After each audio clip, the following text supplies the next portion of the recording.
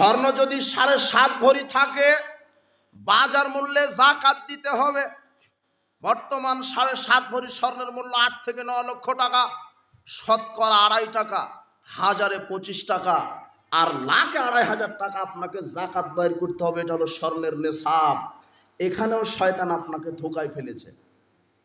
আপনি 1000 টাকাতে যাকাত 25 টাকা দিতে রাজি নন, অথচ আপনার ছেলেটা ঢাকাতে চাকরি করে 10,000 টাকা বেতন পাঠিয়ে দিয়েছে বিকাশে।